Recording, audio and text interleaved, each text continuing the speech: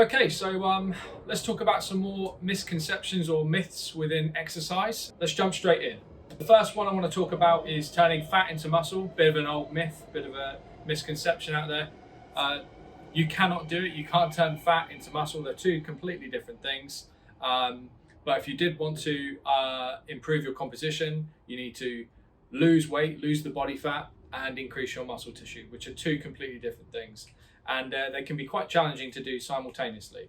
But I'll go into that in a little more detail in one of the other misconceptions. Okay, so the next one I want to talk about is tone up. A lot of people usually say that when they first start training with me. Oh, I just want to tone up. It can mean a variety of different things. But mostly what people are trying to say is they want to lose some body fat and increase definition. And the best way of doing that is to go on a calorie deficit, lose some weight, and retain what muscle mass you have. So, toning up's cool, but what actually is happening is you're trying to lose the body fat and increase your muscle tissue. Spot reduce. Cannot spot reduce. You can't lose fat in specific areas. You can't target the inner thighs and, tone up that area. It's absolutely impossible to do. Your body doesn't work that way. When you lose weight, when you're in a calorie deficit, when you're losing weight, your body will lose it kind of from the extremities inward to the more stubborn areas. And then just work that way.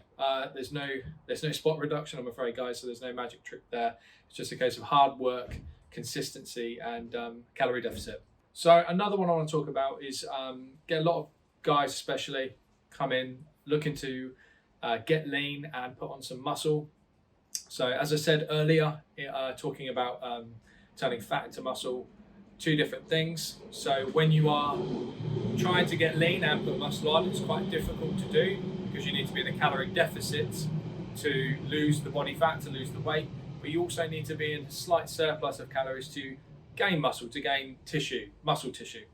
But having said that, it can be done because obviously if you keep your protein high enough, you are enabling protein synthesis and the development of muscle tissue. But obviously where you can play around and reduce your calories through fats and carbohydrates, is still allowing you that ability to keep a calorie deficit in and to lose weight.